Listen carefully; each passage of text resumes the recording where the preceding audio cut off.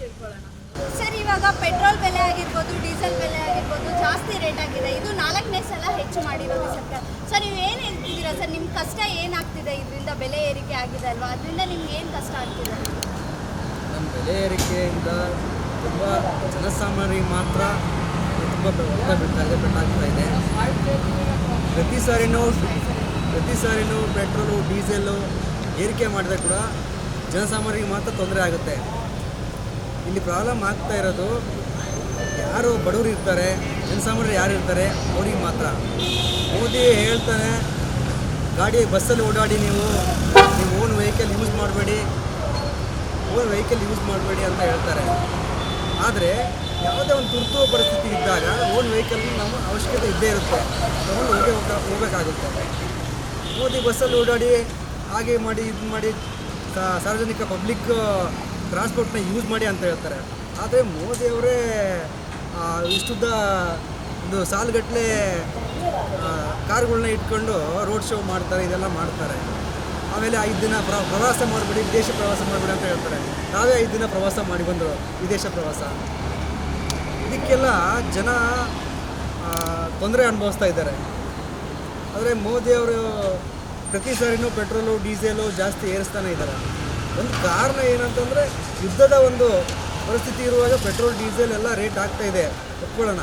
ಆದರೆ ಈ election ಏನಿದ್ವಲ್ಲ, ಪಂಚರಾಜ್ಯಗಳೆಲ್ಲ election ಎಲ್ಲ ಮುಗಿದ್ವಲ್ಲ, ಅದಕ್ಕಿಂತ ಮುಂಚೆನೇ ಕೂಡ ಯುದ್ಧ ಇತ್ತು. ಅದಕ್ಕೂ ಮುಂಚೆ ಕೂಡ ಪೆಟ್ರೋಲು ಕಡಿಮೆ ರೇಟಿಗೆ ಕೊಡ್ತಾಯಿದ್ದು. 100 ರೂಪಾಯಿ ಪೆಟ್ರೋಲ್ ಇತ್ತು, ಈಗ 110 ರೂಪಾಯಿನ ಪೆಟ್ರೋಲ್ನ ಮಾಡಿದ್ದಾರೆ. ಯಾಕಂದರೆ ಎಲ್ಲ ಎಲೆಕ್ಷನ್ ಕಂಪ್ಲೀಟ್ ಆಯ್ತಲ್ಲ, ಎಲೆಕ್ಷನ್ ಕಂಪ್ಲೀಟ್ ಆಯಿತು, ರಿಸಲ್ಟು ಬಂತು. ಆ ಒಂದು ಉದ್ದೇಶ ಕಾರಣಕ್ಕೆ ಎಲೆಕ್ಷನ್ ಆದಮೇಲೆ ಎಲ್ಲ ಪ್ರೈಸನ್ನು ಜಾಸ್ತಿ ಮಾಡ್ಕೊತಾ ಬಂದರು. ಎಲೆಕ್ಷನ್ಗಿಂತ ಮುಂಚೆ ಯಾವುದೇ ರೀತಿ ಜಾಸ್ತಿ ಆಗಿದ್ದಿಲ್ಲ. ಆದರೆ ಎಲೆಕ್ಷನ್ ಆದಮೇಲೆ ಬೆಲೆಗಳ ಏರಿಕೆ ಜಾಸ್ತಿ ಆಗಿದೆ.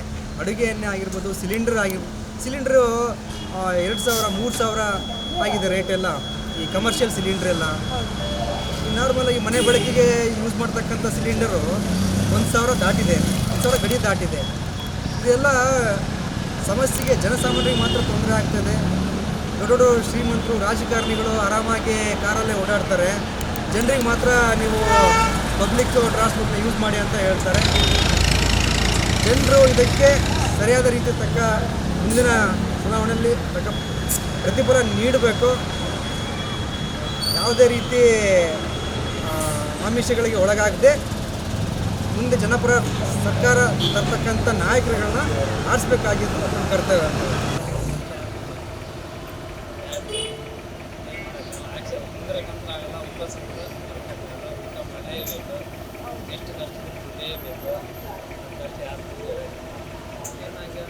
ಅವ್ರು ಹೆಂಗೆ ಮಾಡ್ತಾರೆ ಯಾರು ನಮ್ಮದೇ ಹೇಳ್ತಿದ್ದಿಲ್ಲ. ನಮ್ಮ ಕಷ್ಟ ಯಾರು ಕೇಳಬೇಕು? ಸಿದ್ದರಾಮಯ್ಯ ಹೇಳ್ಬೇಕಾ, ಹೇಳ್ಬೇಕಾ, ಯಾರಿಗೆ ಅವರು ಎಲ್ಲೇ ಇರ್ತಾರೋ ಅವರು ಹೇಳ್ತೀವಿ ಒಂಥರ ಆಯ್ತು, ಅವ್ರ ಪಾಟಿಗೆ ಅವ್ರು ಇರ್ತಾರೆ. ಕಷ್ಟ ನಾವು ನಮ್ಮ ದುಡಿಯೋದಂತ ತಪ್ಪ.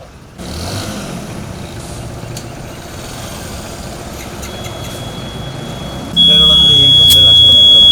ಯಾಕಂದರೆ ಈಗ ಸ್ವಲ್ಪ ಮೈಕ್ ಕೆಳಗೆ ಪ್ರಾಚೀನ ಇದರಲ್ಲಿ ಯುದ್ಧ ಆಗಿರೋದು. ಈಗ ಡಾಲರ್ಗೆ ನಾವು ಏನು ಪ್ರಯಾಣ ತೊಗೊಳ್ತಾ ಇದ್ದೀವಿ, ಅದು ರೇಟ್ ಆಟೋಮೆಟಿಕ್ಕಾಗಿ ಜಾಸ್ತಿ ಆಗಿರೋದ್ರಿಂದ ಈಗ ಮಾಡ್ತಾ ಇದ್ದೀವಿ. ಅದಕ್ಕೆ ಜಾಸ್ತಿ ಆಗಿದೆ ಅಂದರೆ ಇಷ್ಟೊಂದು ಜಾಸ್ತಿ ಆಗಿಲ್ಲ. ಮುಂದೆ ಕಂಪೇರ್ ಮಾಡಿ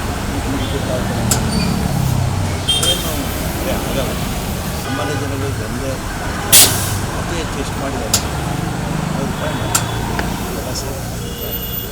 ಹೌದು, ಅದನ್ನು ನಾವು ಸೆಂಟ್ರಲ್ ಗೌರ್ಮೆಂಟ್ ಒಂದೇ ನಾವು ಕ್ಲೈಮ್ ಮಾಡೋದು. ಹೌದು ಸರ್.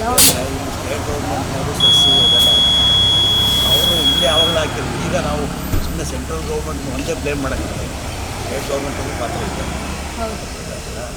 ಆ ಕಾರಣಕ್ಕೆ ನಾವು ಹೆಚ್ಚು ಹೊರೆ ಆದರೂ ನಾವು ಅನುಭವಿಸ್ಬೇಕು. ಏನು ಮಾಡೋಕ್ಕಾಗ್ತಿರೋ ಪರಿಸ್ಥಿತಿ ಆಗಿದೆ.